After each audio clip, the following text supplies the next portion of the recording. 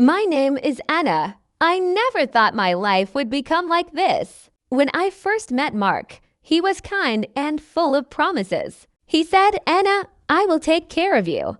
You will never feel alone. I trusted him. Years later, I see that life is not always what we expect. The alarm rang. I jumped out of bed. I had to cook breakfast, pack lunch, and wake my daughter Emily for school. Mark was still lying in bed. I shook him gently. Mark, wake up. Please help Emily. He pulled the blanket over his head. Let me rest. You do everything better than I do. I felt my heart sink. I ran to Emily's room. I dressed her, combed her hair, packed her bag. The toast was burning in the kitchen. The clock was moving fast. My hands were shaking. I looked into the living room. Mark was sitting on the couch scrolling on his phone. I shouted, Can you at least help Emily with her shoes? He did not look at me. Stop shouting. Anna, you make too much noise. I could not hold it anymore. Mark, I do everything alone. You do nothing. He closed his eyes. I am tired. Stop talking. Tired of what? He had no job. He had no work. He only sat. That night I served a simple dinner of pasta because I was too tired to cook more. Mark looked at the plate and frowned. Pasta again. Why do you not cook something better? Why not chicken or meat? My chest felt heavy. Better, Mark. I go to work. I clean the house. I take care of Emily. I do everything. And you sit on the couch all day. And you complain about food. He hit the table. Do not raise your voice at me. I am the man of the house. Tears filled my eyes. You are not a man, Mark. You are only lazy. His face turned red. If you do not like it, then leave. I froze. Leave with a child. Where would I go? The next day, our neighbor Sarah stopped me outside. Anna, why do you always run alone in the morning?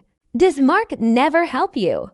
I forced a smile. He is just looking for work inside. I felt shame. Everyone could see the truth. Another neighbor, Mrs. Allen, said while passing by, I do not know how you manage everything alone. Your husband does nothing. I wanted to disappear. A week later, my mother came. She saw the house dirty dishes, clothes on the floor. Mark was on the couch sleeping. She pulled me into the kitchen. Anna, how long will you live like this? He is hurting you. I broke down.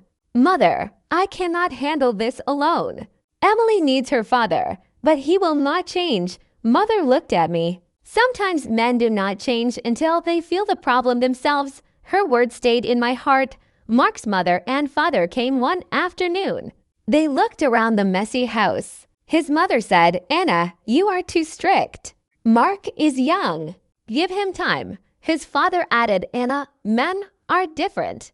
Do not push him too hard. He will find his way. I could not hold myself. You do not see what I live every day. Your son sits all day and does nothing.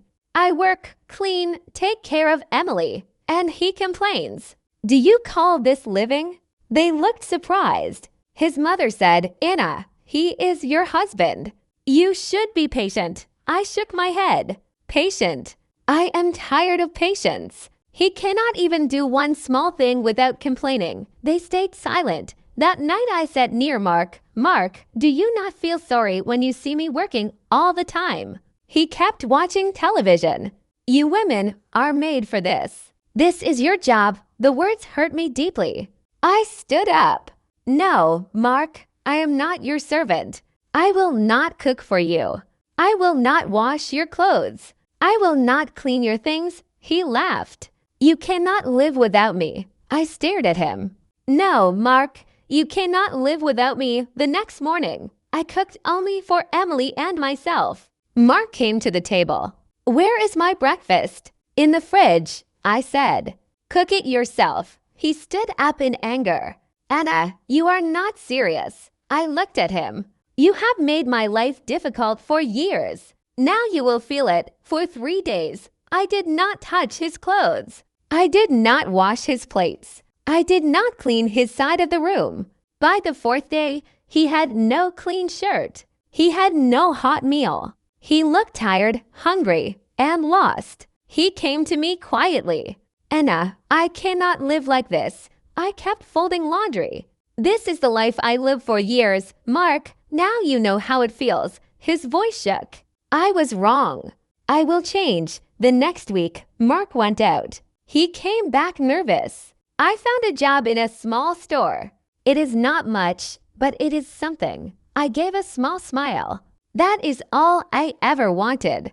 Not money, not gifts, just effort. Slowly, life began to change. He still had lazy days, but he tried. He cooked sometimes. He washed dishes. He helped Emily with homework. But my heart was not at peace. Yet every time he helped, I wondered, will this last or will he go back to his old ways? Some nights I lay awake listening to his soft snores. And I prayed, please let this change be real. Let him not forget how much we suffered because of his laziness. One evening, Mark forgot to pay a bill. Electricity was off. I was angry, but calm. Mark, I cannot do everything. You must remember these things. He hung his head. I am sorry. I will be careful next time. Emily said, Papa, do not worry.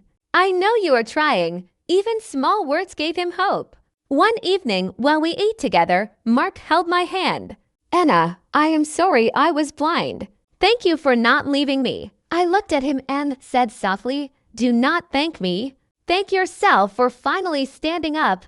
Emily hugged him. Papa, I like it when you help me with homework. Mark smiled and I saw hope in his eyes. That is my story.